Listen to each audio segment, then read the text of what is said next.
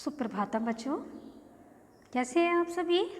उम्मीद है आप सब बहुत अच्छे होंगे। तो बच्चों, आज मैं आपकी संस्कृत अध्यापिका अर्चना गुप्ता आपके समक्ष उपस्थित हूँ। आपकी पाठ्य पुस्तक में जो पाठ 6 के बाद एक किस्सा दिया हुआ है, कहानी दी हुई है अकबर और बीरबल की, जो केवल पढ़ने के लिए है।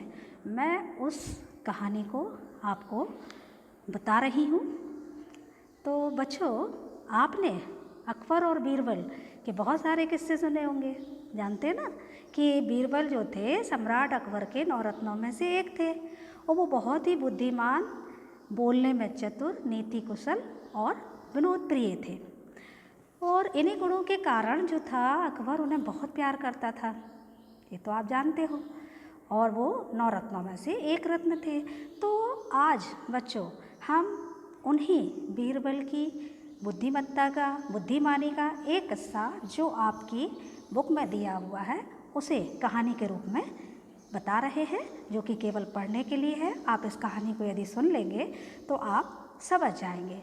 तो बच्चों, इसमें क्या होता है इस कहानी में कि सम्राट अकबर का एक नाई है जो अकबर के पास आकर अकबर से कहता है कि महाराज, आज मैंने सपने में आपके स्वर्गीय पिताजी को देखा है और वो बहुत वहाँ पर दुखी है। वो मुझसे कह रहे थे कि मुझे यहाँ पर कोई एक विनोद प्रिय, मेरा मनोरंजन करने वाला कोई एक जो है विदूषक चाहिए, कृपया आप उसे उधर स्वर्गलोक भेज दें। तो अकबर ने उसके वचनों को सत्य मान लिया था कि शायद ये सही कह रहा, हो सकता है इसके जो है स्वप्न में ऐसे दिखाई दिएगा हमारे पिताजी।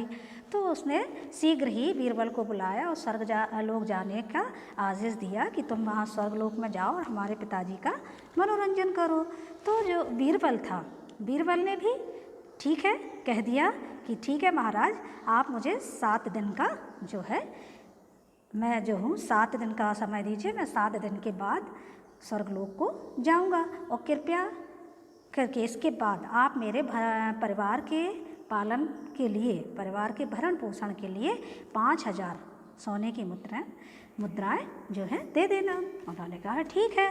अकबर ने अब 7 दिन के बाद जो था बीरबल फिर अकबर के पास उपस्थित हो जाता है। उन्होंने, अकबर ने उसे धन दे दिया था, फिर वो चला जाता और जो है 7 दिन के बाद उपस्थित हो जाता है कि और उन 7 दिनों में वो करता क्या है। 7 दिनों में वो बीरबल जो थे वो जो शमशान घाट होता है वहाँ से अपने घर तक के लिए एक रास्ता या सुरंग वाला जो बिल जिसके कह सकते हैं जो अंडरग्राउंड रास्ता उसने बनवाया। और उसके बाद जो 7 दिनों के बाद वो रास्ता उसने 7 दिन में बनवा लिया। उसके बाद वो उसके अकबर के पास पहुंच गया और कहा कि हे राजन, मैं जो हूँ स्वर्गलोक जाने के लिए तैयार हूँ।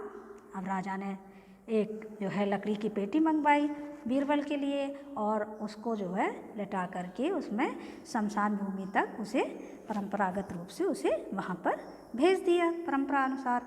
अब बीरबल जो था उसने वहाँ, अब ये तो सब चले आए उसे छोड़ करके, अब कांस पेटिका को, मतलब लकड़ी की पेटिका को उसने जो था तोड़ करके वो बीरबल जो है उसी अंडरग्राउंड वाले मार्ग से या सुरंग वाले या बिल वाले मार्ग से जो है अपने घर की ओर घर चला गया, क्योंकि उसने वहाँ से लेकर के वहाँ तक का रास्ता बनवा लिया था। शमशान से लेकर के अपने घर तक का उन 7 दिनों के बीच में वो रास्ता बनवा लिया था अंडरग्राउंड वाला।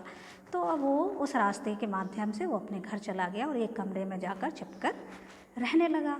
अब रहते रहते 1 2 3 4 5 6 इस प्रकार से 6 महीने व्यतीत हो गए।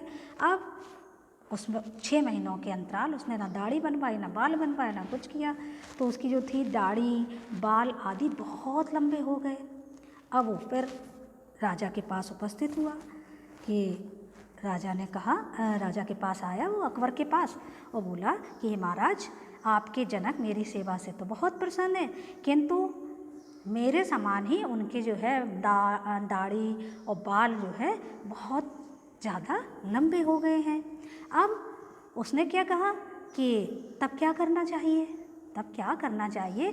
तो उन्होंने कहा कि किसी एक नाई को वहाँ अब नाई की वहाँ पर आवश्यकता है, आप किसी एक नाई को वहाँ पर अतिशीघ्र भेज दें।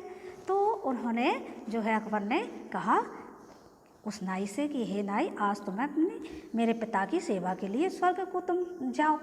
तो अब नाई जो था क्या करा उसने कहा राजा का आदेश तो वो टाल नहीं सकता था। उसने कहा ठीक है महाराज, वो जाने के लिए तैयार हुआ। और अब देखो तो बीरबल ने अपनी बुद्धि चातुर के कारण खुद अपनी तो जान बचा ली, लेकिन वो नाई क्या हुआ, राजा का आदेश पालन करने के लिए अपना वो कहाँ गया, स्वर्गलोक को। अब वो उसके पास कोई उत्तर नहीं था, क्योंकि सब लोग जो थे राज दरबारी कोई ना कोई बीरबल को नीचा दिखाना चाहते थे। बीरबल की जो वाक्पटुता थी उससे कोई बच भी नहीं पाता था। और ये जो ठग रहा था कि राजा को इस प्रकार से कह करके ठग लिया जाएगा, तो उसने अपने जो नाई था उसने अपने ही धूर्तता का या अपने ही ठगी का फल खुद ही प्राप्त किया। तो बच्चों कहते हैं जो जैसा बीज बोता है वो वैसा ही काटता है, उसे वैसा ही फल मिलता है। इस कहानी की कथा यही थी, यहीं पर समाप्त होती है। अगली कक्षा में फिर उपस्थित होंगे, तब तक के लिए धन्यवाद।